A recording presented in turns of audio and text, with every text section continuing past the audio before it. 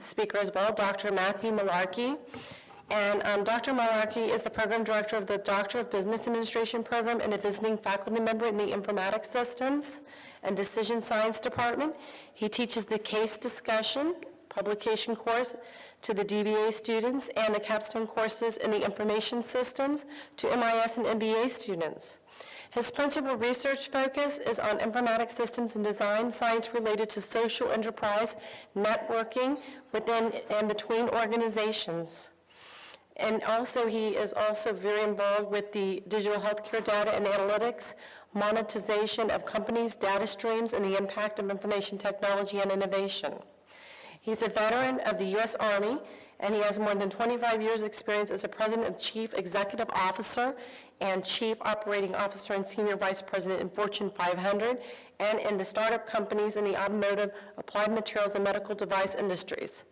Mullarkey was a corporate officer to 2 NYSE-listed companies and a board member of these 3 private equity-controlled companies, our founded 2 startup companies. He's authored a numerous amount of case discussions and articles in his areas of research and holds 2 U.S. patents. So he holds a Ph.D. in the business administration with a concentration in informatics systems from USF, an MBA from the Moore School at the University of South Carolina, and an MS in systems management and operations research from the University of South California, and a BS in engineering from the United States Military Academy.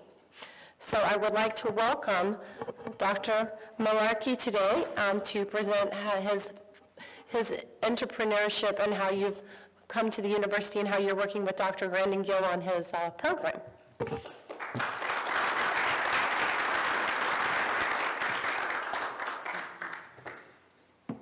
Well, thank you very much. That's a really generous introduction.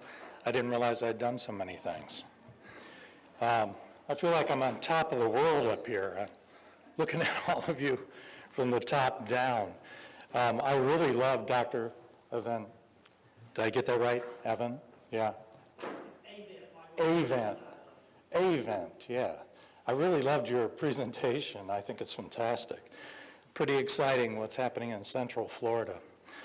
I'm a longtime Florida resident. I grew up in Clearwater, Largo, Florida.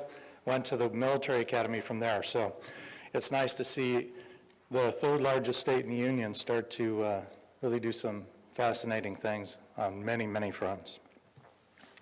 So I wonder, after listening to Grandin and Dr. Avent, do you all need to shake it out? Does everybody need to stand up and do your Jack LaLanne?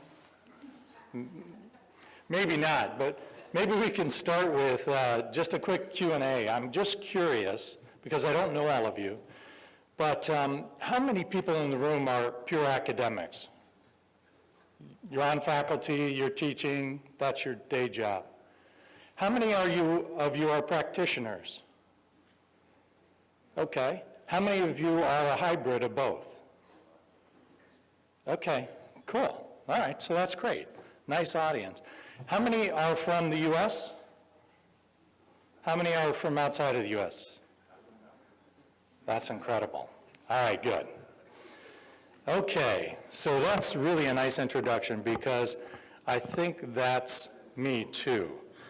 By way of, the bio is one thing, but as I was sitting there and I was reflecting on how did I get to where I am today and who am I thought maybe I'd share with you just a couple of observations. I am very much a hybrid. I spent the better part of my life, 25 years of my life, doing things other than academia. And yet, all the way through my life, I realized that I've been learning, right? Sometimes it's been informal education, starting with my BS, and sometimes it's been through informal programs. I remember the impact that Six Sigma had on me when I first learned it in a manufacturing environment, working in Michelin. I remember the first time somebody taught me Kanban, and it blew me away, right, as a simple scheduling process. I remember when I first learned about shop floor scheduling and visual boards and things like that, and mapping systems. So, what makes me me? I always tell my classes that in the 80s I was in the Army, in the 90s I was in automotive, In the 2000s, I was in med device, and from 2010, I've been in this academic environment. You know, in the Army, I was deployed all the time. I was all over the Pacific. It was a great place to be as a young lieutenant and captain. In automotive, Michelin took me all over the world. Michelin really made me international, gave me an opportunity to live in the U.S. and work, but also to live and work in Canada and live and work in France, right, with all the learning that comes from that. When we were there in France, that's really when the wall came down, and all of a sudden we purchased facilities in Hungary, Poland, and the Czech Republic, and I got to spend time there. And then in med device, that's really when I went global and realized that, you know, there were regulatory requirements as we opened factories in China, India, Singapore, and Australia, and really got a flavor for what it took to be successful in those environments. But I think all of that is just kind of a lead up to two stories that I wanted to share with you that I think are pertinent to what, you know, I'm really excited about that we're doing now with this DBA program. So I remember when I was with Michelin in South Carolina, I was getting my MBA at the University of South Carolina and actually, you know, working every day. And there was this one professor, a guy named Kirk Carwin, who taught me something, and we were talking about an aspect of customization of one. And it really was enlightening to me. It came out of academia, but it was being put into practice. It was this novel concept that even if you're a mass manufacturer like Michelin, our typical lot sizes, for example, were 25,000, right? We wouldn't even put a mold in a press for less than 25,000 tire lots. And I realized that wasn't the best way necessarily to win business with our customers, because we had a lot of customers that were really interested in paying us a lot of money if we could make tire lot sizes of 500. And we used this process and this practice, and I invited Kirk Carwin to come in, and we set up a procedure, and we actually created a whole new manufacturing technique for developing scheduling around lot sizes as small as whatever a press could do in a day. And we went to a single minute exchange of dies. So we went to situations where we could change out a press in the time it took to cure one tire, 12 minutes, right? It's a long way short of saying, I learned from an academic environment, a brand new tool and technique. I invited the professor in, and we applied it. And as a consequence of that, fortunately or unfortunately, I was parachuted into our most problematic plant in Toronto, just outside of Toronto, and told, hey, okay, now go fix it, because this is a big problem that we have, including the scheduling systems. Later in my career, in fact, my last role, I was Chief Operating Officer of a med device company. We supplied the parenteral medical product that encapsulates or is used for all injectable drugs. Our products had about 60% of the market globally. 80 million injectable injections a day came from drugs that touched our materials. And it was obviously this very controlled science around how you homologate plastics, glass, metals, and polymers so that you don't contaminate a drug that's being injected right into a human vein, right? And we were very proud of that fact. When I entered the academic environment at USF, I was reflecting on all of the talented people that I saw around me in the Ph.D. program and otherwise.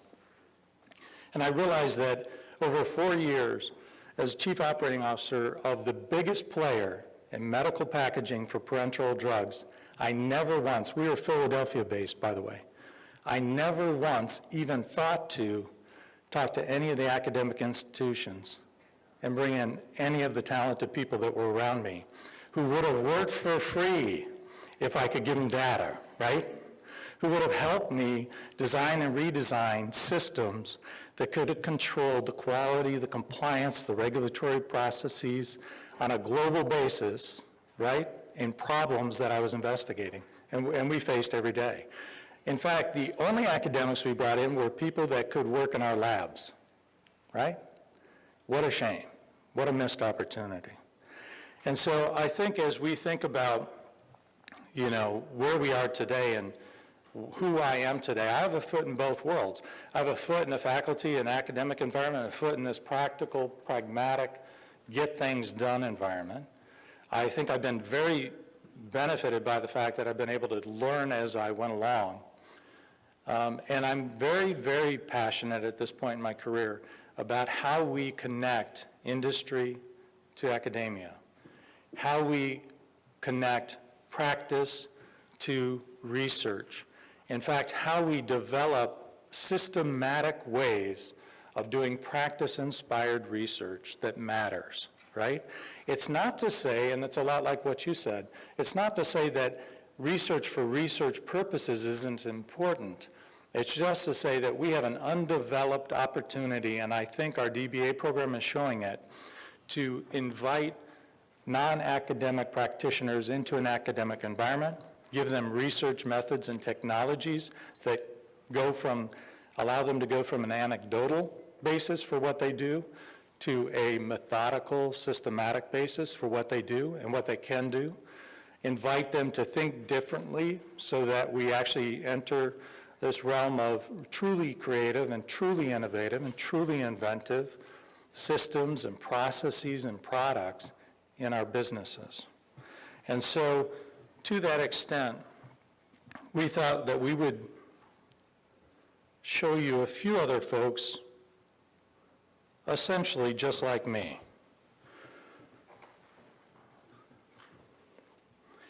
But a little earlier in the process. So as Grandin alluded to, we have a class of 25, 26 students in our cohort. And we thought we'd give you a little bit of a perspective on who they are before I ask 3 or 4 of them to stand up and describe something about themselves and their motivation for our program. So who are we? Here's some information on age and gender distribution. You can see their median age is in the early 50s, okay? Everybody in our program has 12 plus years of experience. Actually, that's our criteria. I would guess that everybody in our program has more like my 20, 25 or more years of experience. And we have a nice distribution of men and women, for sure. I think one of my favorite stories on our introductory day, we were walking across campus to get all of our new doctoral participants' ID badges. And as we stood in front of the students, because our ID cards are, produced by student labor, and they're taking their photos, somebody commented on the fact that with a student ID in the U.S., you can actually get discounted movie tickets, right? You get a cheaper discount on your movie tickets. And I think I or somebody else made mention of the fact, hey, you all, are going to get a nice discount on your movie tickets. And one of the guys pipes up and says, well, I already get that with my AARP card, which is a card issued to people 50 and older, et cetera, et cetera. You get the idea, right? So he was wondering if he was actually going to get a double discount. The point is not that we're looking for old people, right? The point is that we're looking for seasoned people who get it. They know what they're doing. They've been successful at doing it for a long, long time. And now they're still excited about learning how to do it better, right? Isn't that fascinating? These are people who, every single one of them, I don't care what their motivation, talk about themselves as lifelong learners. And I think, you talk about the future of academia. I think there's no better job security for all of us than having a population of adults who think of themselves as lifelong learners. Next, here's where they came from. You can see, and there's some overlap because some of them may have more than one. 40% of our participants own their own company today.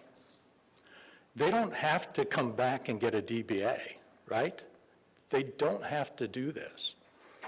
They don't have to subject themselves to 3 years of misery where they feel like they have to spend every single weekend focused on reading, writing, and arithmetic, I guess. 43% are CEOs or have been CEOs, and the rest are in senior roles. We really are multidisciplinary, and it's beautiful. It's a wonderful thing, right?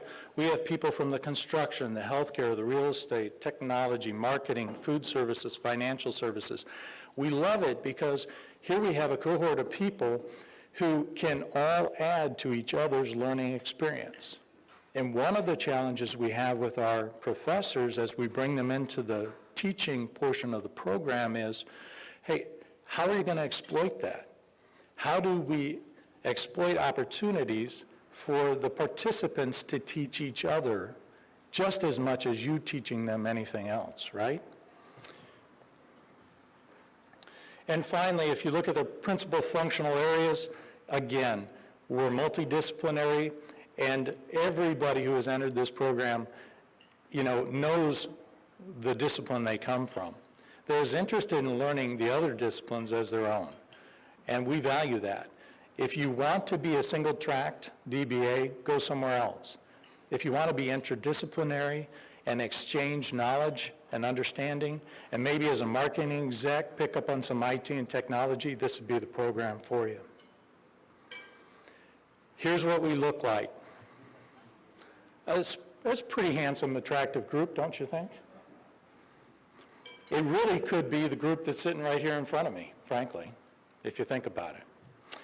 With that, I thought with your forbearance, I'd invite a few of us, 3 or 4 of the DBA, to come up and just talk a little bit about their motivation for entering the program. And then when we open it to Q&A, you're welcome to address questions to any of us as well. So first, hey, Priven, could you come on up? I think just because of the microphone, it might be helpful.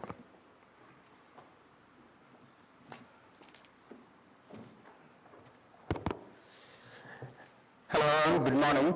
I'm Priven Alexander. I'm one of the lucky ones to join the USF Muma College of Business DBA cohort. As you can see my bio over there, I'm not going to read through it. I'm going to tell what motivated me to join this DBA program. I come from India, so I've been here in the States since 2000. So for each and every decision that when I came to the United States, I found that we have a lot of data, right? Like we go to the internet, for each and everything, you can browse through the internet and get a lot of information, and based on that, we take a lot of, whether you want to take this direction or that direction, whether it's GPS or map directions or whatever it is, we rely on the internet. So that is all well and good. On my job perspective, on a daily basis, we are faced with a lot of decision-making issues. Initially, I found out that, okay, going to internet or with my job experience, I'm able to take some good decisions. But in the last few years, I started realizing that even though we have all this volume of data, right, all the data is coming to you at 200 miles per hour, okay, you need to take very good decision. The key thing that I felt that I was lacking was, with all the information in front of you, how to take identify the good data versus the bad data and take some sensible information out of it and make a very good decision out of it. So I work for a leading financial firm. A lot of decisions are taken at the top and it is being passed on to us. And sometimes I feel that not sufficient thought has been put around it. Okay, so when I try to question what was the reasoning behind that, I feel that they are leading some thorough research behind that. Okay, so next my question was how I can do that. So I did a little bit of a research on research itself, how to solve my problems, and eventually I thought that this DBA program is where I can know how to do the research itself, not the regular ones. I can learn the research methods, analyze the data, do some research, and use it to solve the problem. So that was my my motivation to take this this particular program. Look into what the academics have done, what are the problems that I am facing, can I marry the concept that the academics, they have already put it out there, how I can apply those findings into my area to solve more and more complex problems. Then coming to a personal note, always like taking a doctoral program or becoming a doctor was an ambition that was at the back of my mind. So I thought that taking a doctorate plus using it for solving some of the real life problems that I face this would be one of the best ways to accomplish all these things. So that was my motivation. In case you have any questions, feel free to come to me during the Q&A session. Thank you. Thanks, Bovan. Tim?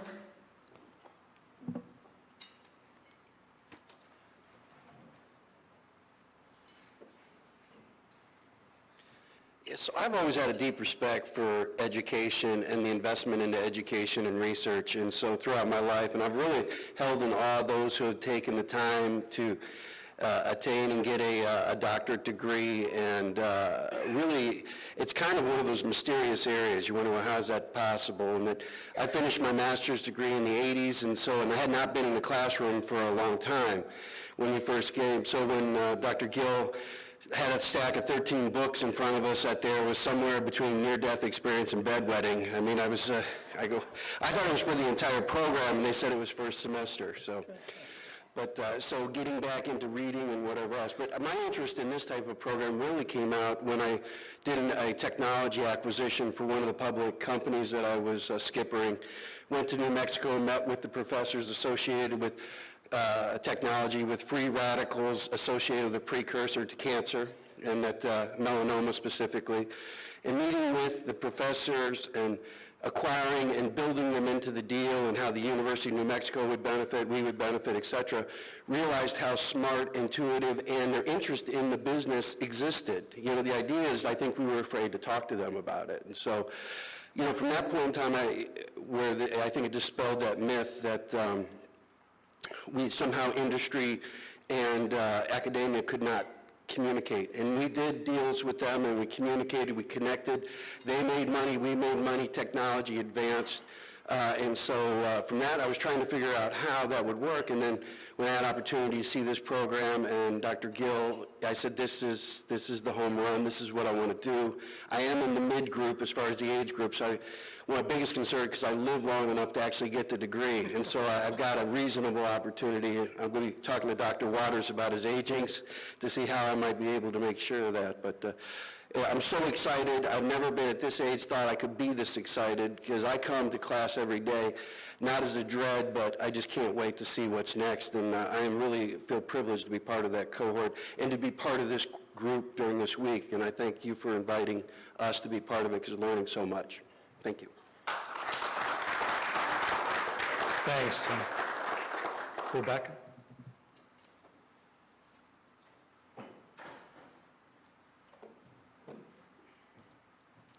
Good morning. My background is construction, and my early degree was a Bachelor of Architecture and Design. Then I got a master's in construction. I worked for 5 years for an international construction firm as a manager. And then in 1989, I followed my early dream at age 16 of thinking that I would have my own architectural firm. But having left architecture and entering into construction, we just refilled the blank with construction company. So for 26 years, we have been in the world building, and we build university projects. We build K through 12 theaters, parking garages, large projects, and it has been a phenomenal experience. One of my aspirations as I was in my business was to go back to school. And I thought at some point I might get a law degree, and I thought, I just don't know if I could take the time out of my business. So we kept moving forward. In construction, the last 4 years has been part of one of those dips. And I found myself feeling a little stagnant, and I thought I really am falling into kind of a rut. And because entrepreneurs need to think and be challenged, I realized how really in decline my leadership was. So I started thinking about something that I had innovated in 2004, which was a building analysis. And I began to develop a computer program and automate that as an industry solution. As I was realizing I needed to inspire myself, I got an email from the University of South Florida that offered the DBA program, and I'm telling you, I practically did a cartwheel, and I thought, God, this is the perfect time for me to really turn my mind on. So I'm going to skip forward and tell you a little bit about my first day coming to school and what it was like to get back into the world of academics after being in a stovepipe of solving problems and growing a business for 26 years. And I got back to the office and they said, like I had gone to the zoo for a day, right? Well, how was it? What did you do? What's it like? And I said, it's really amazing, you guys. There's a whole bunch of people that do nothing but think. And we're out here, building buildings and doing, and so you can imagine my guys, they go, well, how do they think when we've got a 400-yard concrete pour and the pump truck stalls after the fourth truck pours out? And you guys have to understand what that is. If you've got 400 yards of concrete, and the only way to get the concrete to the point that it needs to get is through a pump truck, it stops, and you've got these huge concrete ready-mix trucks all lined up, starting from 2 a.m. in the morning to make sure that they pour out, and there's no way to get the concrete out of the truck. Guess what happens? The concrete sets up in the truck. So my guys are like, well, what would they think about that? So I tell you that because the differential between business and what you all do so wonderfully is huge. And what this program does, and we have seen it ourselves as students from day one, is to really begin to marry the two concepts. And we also then can understand how essential it is that the way you all spend your lifetime thinking bleed into our business world, because you can solve problems. And just like we have to bring forward the problems that we have so that your big thinking can really attack the needs of our industry. And I have nothing but accolades for the DBA program thus far. It has been incredible, whether it was the first day that we were learning how to do video presentations. I came back and I said, guess what I now know how to do?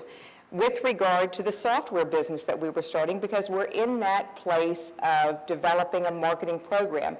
So a fundamental technical application to really, guys, learning how to think. Not the vertical stovepipe of our industry, but to think big thoughts, to talk about research and how we can really move forward differently and make our businesses that much more effective. And so I just say to you today, it has been a privilege to be here at this conference, to watch and observe and learn. I've really learned so much, and to really applaud what you all have done to dedicate your careers to thinking. And I think that you will find that DBA students are going to take the message home. I have told my guys, is don't you worry, they're thinking about big things and it's going to make a difference. I think as our worlds come together, it's going to make our communities and certainly our nation that much stronger. And I salute you and thank you for the time here today.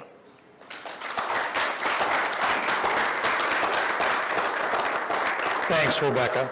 Bob?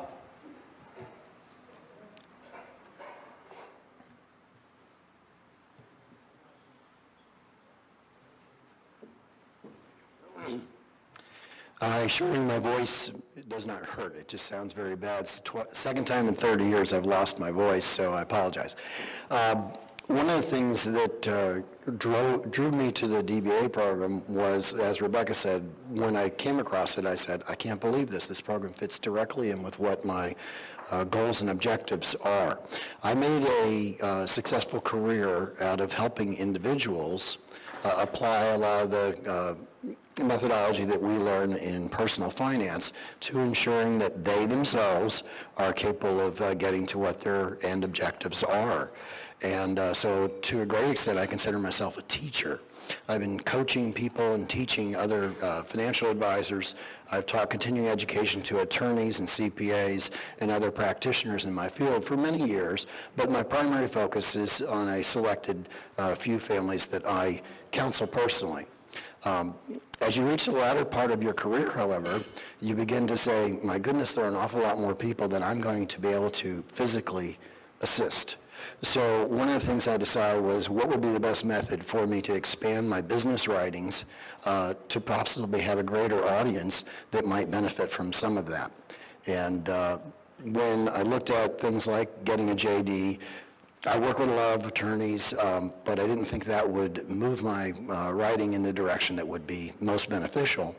And the DBA program, I was looking at Emory University's DBA program. In fact, when I heard Grandin being interviewed on NPR radio, and I said, goodness, that sounds, it's exactly like the program that we might benefit from, and I'm very grateful that I signed up. But it was really interesting hearing Dr. Advent speak about the Polytechnic's idea of multidisciplinary. We discussed that quite a bit because that was the genius of when I realized I needed to go back to school. It was about 8 years earlier. I was at the Harris Manchester College, University of Oxford's first inaugural summer research institute. And the best part about that program were the lunches and the dinners. Now, I don't know how many of you like English cooking. It wasn't that. It was that we were sitting in these Harry Potter-esque halls, and all the staff, all the fellows were there, and these professors were dialoguing on one another's work, taking great interest in talking about what they were doing and how they might be able to get feedback from one another. I found it fascinating and realized that someday I think I would like to immerse myself back into the academic world so that I could expand whom I might be able to speak with. I think this is the most practical application of blending academia to the business world that I've ever seen.